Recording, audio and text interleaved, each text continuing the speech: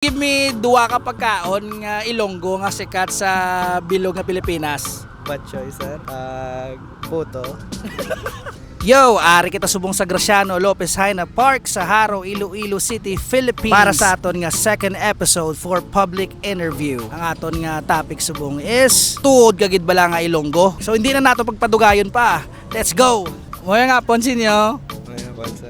Ngayong hapon. Ano pangalan mo, sir?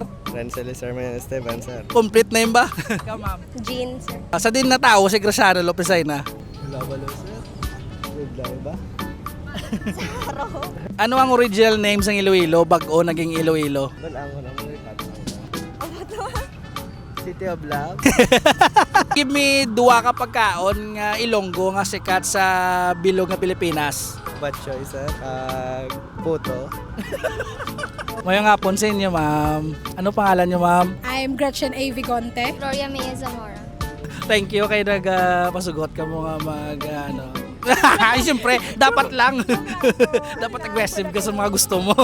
Well, anyway, thank you. Ano ang duwa ka pagkaon nga Ilonggo nga sikat sa bilog nga Pilipinas? Inasal at kano. Inasal ka. Hindi man kayo familiar, sir. Sorry lang. Inasal ka gano. Kagtalaba. Kagtalaba, I think. Kasi, Si Graciano Lopez Haina, nakilala nyo? ako, bayan. Sa diin gintawo si Graciano Lopez Haina. Siguro haro. Ano ang original name sang Iloilo bago iniginislan nga naging Iloilo? Panay. So, I'm not sure lang pero i-cut ko lang kay Basi Mambal sila nga ikag-interview ka tapos ikaw lang makabalo. Shout out Okay. sa mga classmates nyo. Shout out po sa mga classmates ko dyan. BS Farm of 4, Iloilo. FINMA UI, Iloilo.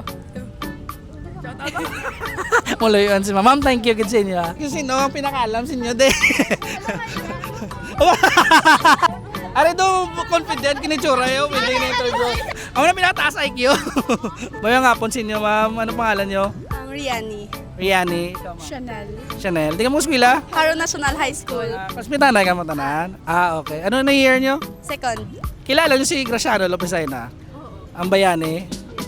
Ang question ko is, din siya gintawo? Wala kami kabalo. Mahilig ka mo mag-food trip?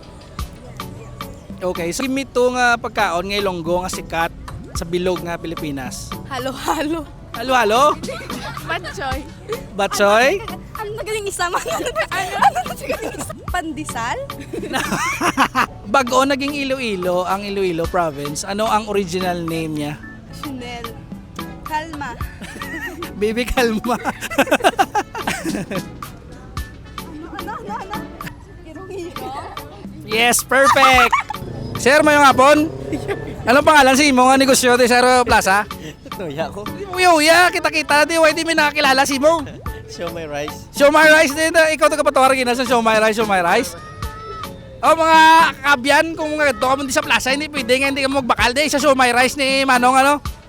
Ano ang pangalan mo, sir? Bonex. Bonek. Na, dire ka mo bakal sa show my rice ni nung Bonek ha? Ha? Dapat bakalin ka mo di. Ara o. Tandaan nyo na ya. Ang negosyo sa akon nga amigo, kinsi katuig na kami wala kit anay, nakibot na kami nagtawag sa akon si Butchek. Dire siya nga negosyo di sila nga ano, hot cake show my juice. Pangalan sa negosyo, sir? Pangalan sa negosyo? Ha? Tinten. Dire sa Tinten oh, hot cake show my juice. Dire sa Haro Plaza, sa tubang sang Rose Pharmacy. O ari pa.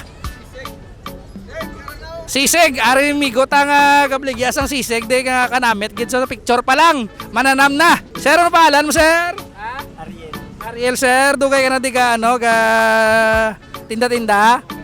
Dugay naman. Kung gusto nyo sisig, ari kay nung Ariel nga sisig nga negosyo bakal ka mo dire. Salamat gid. Ari pagali bago mo malipat ko ang fishbowlan pagid gali ni Manong, ano pangalan mo, sir? Pangalan mo, sir? Papaw. Si Papaw, hindi mo yun si Papaw. Sige lang, ako bala. Sa liwat, kung gusto nyo mas mga ano mga fishball de, may mga dynamite ni sir, oh. Are de, complete.